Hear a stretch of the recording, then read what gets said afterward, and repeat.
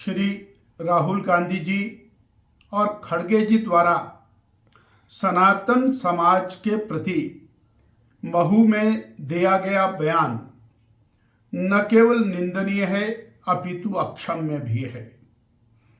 Congress party के बड़े नेता कोई भी ऐसा अवसर नहीं जाने देते जब वो हिंदू समाज को डटकर गाली ना दे।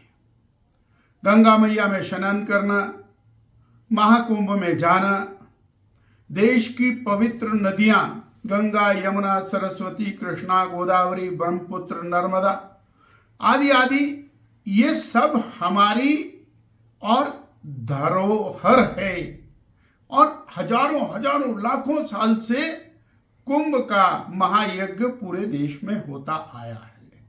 ये हमारी सांस्कृतिक विरासत है और महाकुंभ और कुंभ का आयोजन विभिन्न प्रकार की जो अनेकता है उसमें एकता का प्रदर्शन है।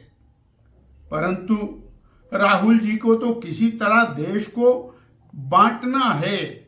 वो जाति के आधार पर बांटे, धर्म के आधार पर बांटे, केवल वोट प्राप्ति का लक्ष्य रख करके भारत को विभाजित करना। आज हम यहां याद कराना चाहेंगे 1947 में देश का धर्म के आधार पर बंटवारा किया गया। लाखों लाखों लोगों को अपना जीवन बलिदान करना पड़ा, करोड़ों करोड़ों लोग बेघर हुए और आज पुनः एक ऐसी स्थिति खड़े करने का जो प्रयास चल रहा है वो पूरा देश किसी भी कीमत पर स्वीकार नहीं करेगा। जब चुनाव आता है तो ये लोग मंदिर में जाकर के बड़ी बड़ी फोटोएं खिंचवाकर चुनावी हिंदू बनने का ढोंग रचते हैं, परंतु सनातन को लगातार हेय दृष्टि से देखना, सनातन का अपमान करना, ये इनकी आदत में शामिल हो गया है। भारतीय जनता पार्टी जानना चाहती है कि क्या कभी दूसरे धर्मावलंबियों के बारे में, उनके तीज त्योहारों के बारे में, उनकी यात्राओं के बारे में भी ये कुछ इस प्रकार की बात कहने की हिम्मत रखते हैं?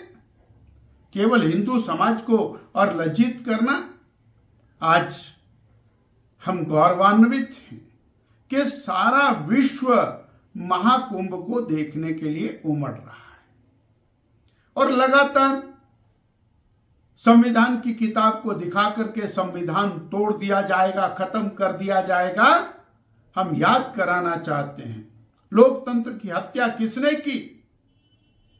राहुल गांधी परिवार ने, नेहरू गांधी परिवार ने, श्रीमती इंदिरा गांधी जी ने तो लोकतंत्र को ध्वस्त कर दिया, देश में आपातकाल लगा दिया, लाखों लोगों को जेल की काल कोठड़ी के पीछे डाल दिया और सभी राजनीतिक दलों पर प्रतिबंध लगा दिया, सेंसरशिप लगा दी, मीडिया को और गला घोंट दिया गया। कम से कम ऐसे 10-12 कॉन्स्टिट्यूशनल अमेंडमेंट उस इमरजेंसी के दौरान किए जो मूल भावना के पूरी तरह विपरीत थे।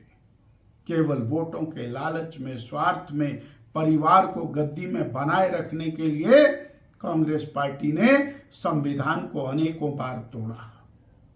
60 से अधिक बार प्रदेशों की चुनी हुई सरकारों को केवल और केवल कांग्रेस की सरकार बननी चाहिए, नेहरू गांधी परिवार का वर्चस्व रहना चाहिए, उन सरकारों को तोड़ा गया।